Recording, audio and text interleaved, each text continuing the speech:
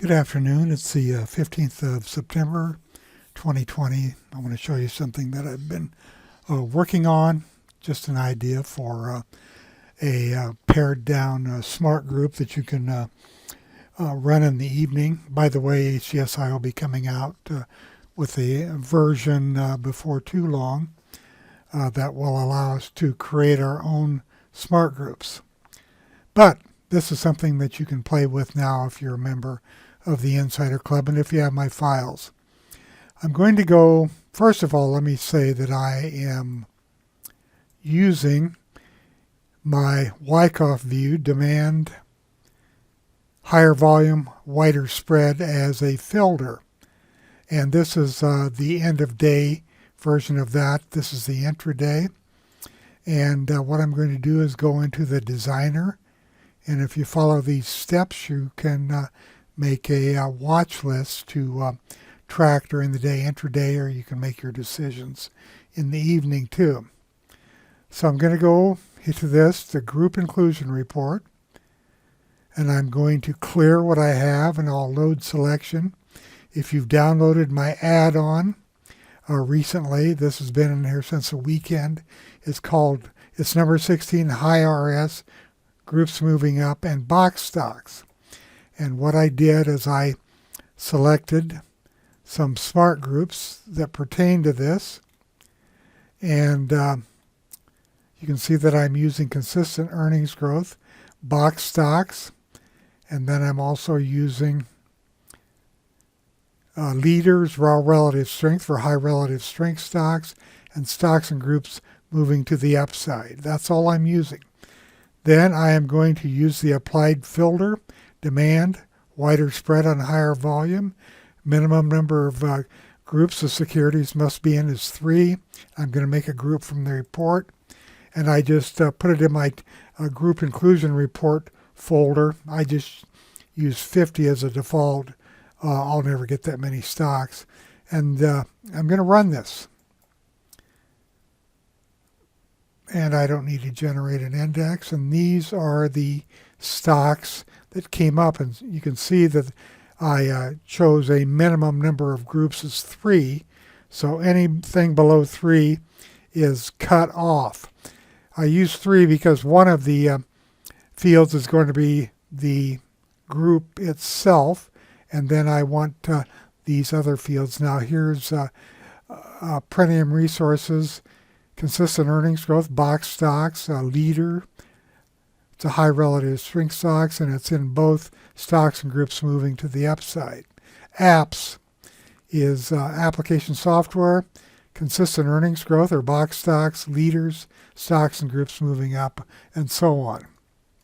And what happened is I created a group, and it's in my group inclusion report, but I don't want it in there. So what I do is I hold my shift key, I drag it up to user groups, and then it just moves down to my user groups. And then if I pull this filter off, you can see that there's an index and there are 30 securities. So this is my list of stocks that I can follow through the day, and you can leave that HTML page up if you want to refer to that. And I'm going to transfer over to demand, wider spread, intraday. Now there's 29 in here. So one of the stocks, well, did that include the, let me go back to this.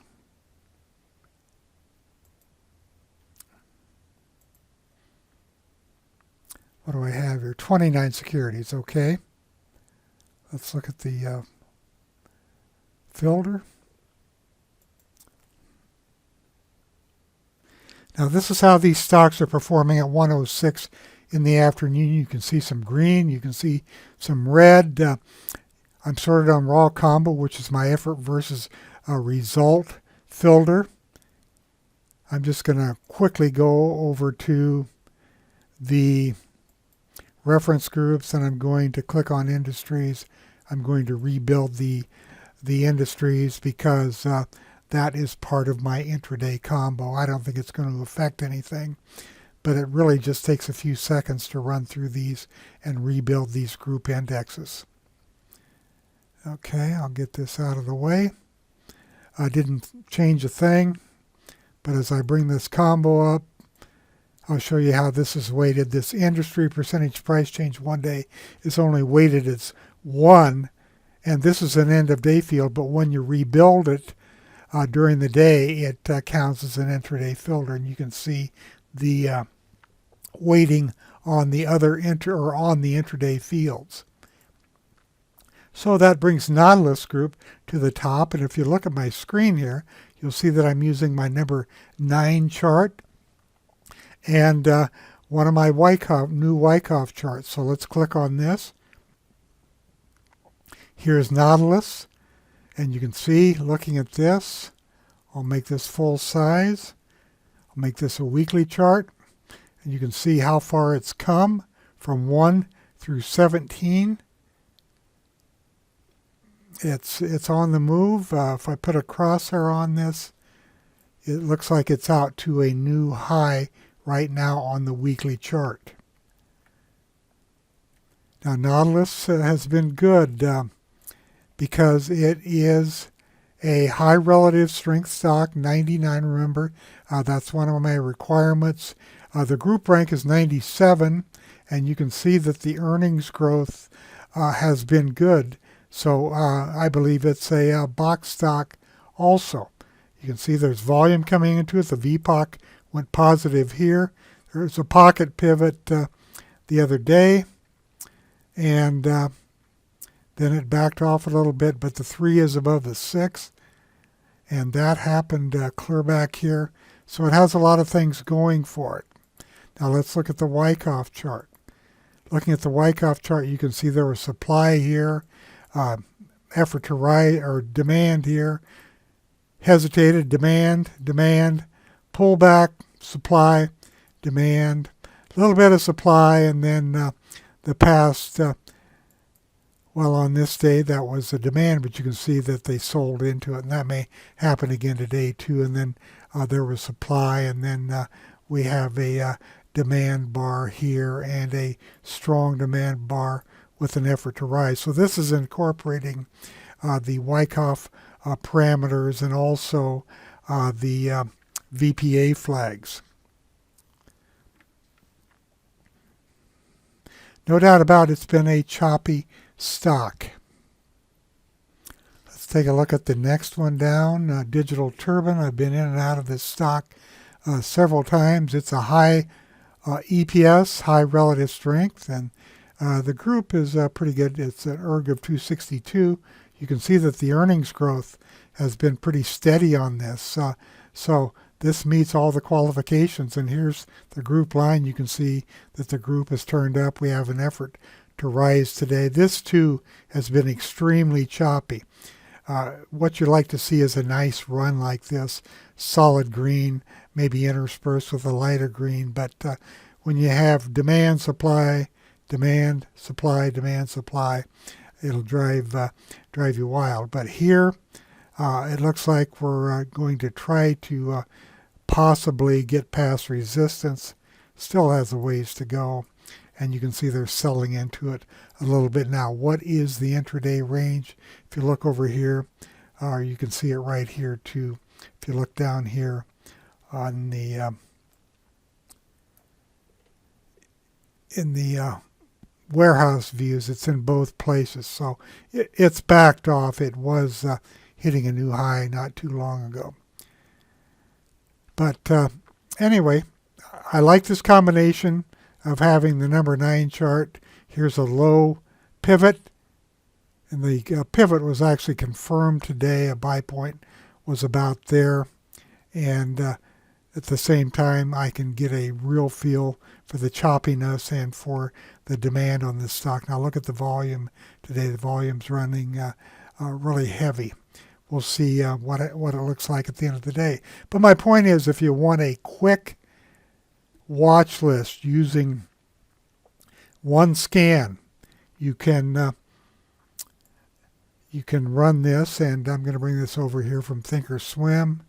I'm going to copy the symbols to the clipboard, and then I'll click on current watch list. I'm going to edit the current watch list.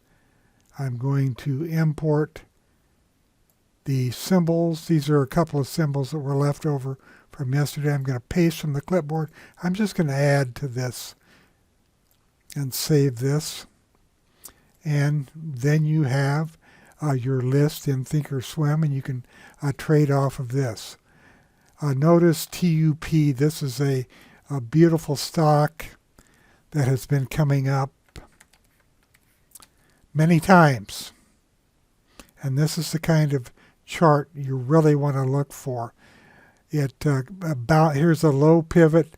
It bounced off of the 18-day moving average, and notice the effort to rise. Look at all the pocket pivots here. It's updating in the background, but look down here at the Wyckoff when it redraws here. Here's your effort to rise, and it made a beautiful run off of this. Had it been purchased at this point, let me bring this up. On this effort to rise the next morning, let's say it opened up there. What's the gain on this? 62.7% over 9 periods. I was showing you down at the bottom. I kind of screwed that up. Anyway, 62% over that time period. And notice it was green most of the way. We had a shakeout here. There was a buy recommendation on it today. And it moved higher. So anyway, just wanted to give you an idea on how I'm using these views and scans. Thanks for listening.